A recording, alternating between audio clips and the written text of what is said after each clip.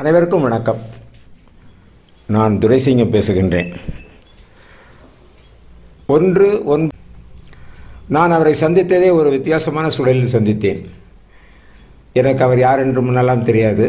அவரை தற்செயலாக சந்திக்கக்கூடிய வாய்ப்பு ஏற்கனவே எனக்கு வாழ்க்கையில் ஒரு பிரச்சனை ஏற்பட்ட போது என்னை கோயம்புத்தூருக்கு என் நண்பர் அருண்குமார் அழைத்தார்.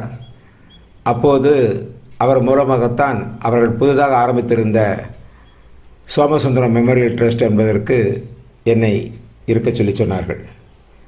குருஜி அவர்கள் என்னிடம் பேசும்போது ஒரு வார்த்தை தான் சொன்னார், இருங்க, உங்கள் வீடு போல் இருங்க, அமைதியாக இருங்க, உங்கள் வேலையை பார்த்துட்டு இருங்க அப்படின்னு சொன்னார். வேறு எதுவுமே என்ன சொல்ல. என்னை பார்த்த உடனடியே நான் இங்கே வந்து செட்டில் ஆகிட்டேன். ஆனால் இங்கே வந்த பிறகு அவரை பற்றி பல தகவல்களை நான் தெரிந்து கொண்டதை உங்களோடு பகிர்வதற்காக இருக்கின்றேன்.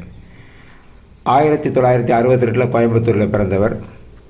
கிட்டத்தட்ட ஏழ்மை நிலைமையில் இருந்து அதன் பிறகு ஒவ்வொரு காலகட்டத்திலும் பல வகையில் முன்னேற்றங்கள் அடைந்து ஒரு சோஷியல் நெட்வொர்க்கை உருவாக்கி அதன் மூலமாக யுனிவர்சல் ஃபவுண்டேஷன் என்ற ஒரு அமைப்பை உருவாக்கி அதன் மூலமாக அதாவது வாழ்க்கையில் ஆதரவற்றோர் முதியோர் இலவச காப்பகம் என்பதை நடத்தி வருகின்றார். கிட்டத்தட்ட தமிழகத்தில் மட்டுமே 29 இடங்களில் நடத்தப்படுகிறது. இதனுடைய முக்கிய மெயினான ஆசிரமம் கோயம்புத்தூர் தான்.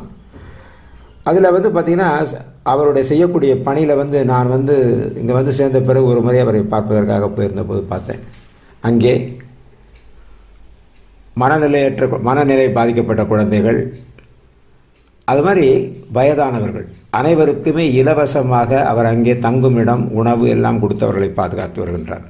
எல்லாமே நன்கொடை மூலமாகத்தான் அவர் செய்து வருகிறார் என்பதை பார்த்து நான் அதிசயித்து போனேன். ஏனென்று கேட்டால், இளம் பருவத்தில் அவருக்கு ஏற்பட்ட அனுபவங்களை மற்றவர்களும் அதுபோல் கஷ்டப்படக்கூடாது என்பதற்காக பண்ணார். இப்போ நான் இருக்கக்கூடிய சோமசுந்தரம் மெமோரியல் ட்ரஸ்ட்டில் கூட பார்த்தீங்கன்னா கிட்டத்தட்ட ஒரு மூன்று முதியவர்கள் இருக்காங்க, 2 காலேஜ் படிக்கிற பிள்ளைங்க இருக்காங்க. அட் ப்ரெசன்ட் இன்னும் முழுமையாக இது செயல்பட ஆரம்பிக்கவில்லை. எனக்கு அவர் கொடுத்த பொறுப்பு மேனேஜர் என்ற ஒரு பொறுப்பை கொடுத்துருக்கின்றார். இங்கே சம்பளம் இல்லை தான், எல்லாமே சர்வீஸ் ஒர்க் தான் பண்ணுறோம். ரொம்ப அவருடைய பணிகள் ரொம்ப நான் ஆச்சரியப்படத்தக்க லெவலில் இருக்குதுன்னு நினைக்கும் போது மிக மகிழ்ச்சியாக இருக்கின்றது. ஏன்னு கேட்டிங்கன்னா, இன்றைக்கு ஒரு மனிதனாக ஒரு அமைப்பை உருவாக்கி அதன் மூலமாக அவருக்கு யூடியூப் சேனலும் இருக்குது, யுனிவர்சல் பீஸ் ஃபவுண்டேஷன் என்ற பேரில் இருக்குது. அதன் மூலமாகவும் அவருடைய அன்றாட செய்திகளையும் சொல்லிக் கொண்டு வருகின்றார். மிக மிக ஒரு எளிமையான ஒரு மனிதர். நான் இவ்வளோ ஒரு எளிமையான ஒரு குருஜியை நான் பார்த்ததே இல்லை. ஏனென்றால் நான் ஹார்ட்ஃபுல்னஸ் நிறுவனத்தில் நான் இருக்கிறேன். அதில் நான் ட்ரெயினராகவும் இருக்கின்றேன். அப்படிப்பட்ட ஒரு சூழலில் தான் வாழ்க்கையில் ஏற்பட்ட ஒரு புயலின் காரணமாக சிக்கி நான் இங்கே சேர்ந்தேன். இங்கே சேர்ந்த பிறகு மிக மன அமைதியாக இருக்கின்றேன், மிக மகிழ்ச்சியாக இருக்கின்றேன். காரணம், அவருடைய செயல்பாடுகள், அவருடைய எல்லாத்தையும் பார்த்து நான் தெரிந்து கொண்டேன். வாழ்க்கையில் நான் சந்தித்த மிக அற்புதமான மனிதர் என்று தான் நான் சொல்ல வேண்டும். இப்படி ஒரு குருஜியை நான் பெற்றதற்கு மகிழ்ச்சி அடைகின்றேன். அவரை வாழ்த்தி வணங்குகிறேன். அவருடைய நீண்ட காலம் வாழ்ந்து பல நல்ல காரியங்களை அவர் செய்ய வேண்டும் என்பதுதான் என்னுடைய ஆவா. அவருக்கு நீண்ட ஆயுளை கொடுக்கும்படி இறைவனுடன் பிரார்த்தித்துக் கொள்கிறேன். அவருடைய செய்திகள் அனைத்தையும் அவருடைய யூடியூப் சேனலில் முழுமையாக பார்க்கலாம். பல விஷயங்கள், ஆதரவற்றோர் பசியார உதவிடுங்கள் அப்படிங்கிறது தான் அவருடைய தாரக மந்திரமே. மிக அற்புதமான ஒரு விஷயத்தை செய்து வருகின்றார்.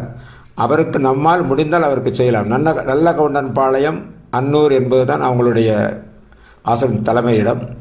இப்போ நான் இருக்கிற மனப்பான்மை, நல்ல ஒரு செயல்கள் நல்லாவே நினைக்கும் போது மிக மகிழ்ச்சியாக இருக்கின்றது. இப்படி ஒரு நல்ல ஒரு ஆத்மாவுடன் நாம் இணைந்திருக்கின்றோம் என்பதை கூறி அவருடைய பிறந்தநாள் அவர் வாழ பிரார்த்திக்கிறேன் என்று கூறி விடைபெறுகின்றேன். நன்றி, வணக்கம்.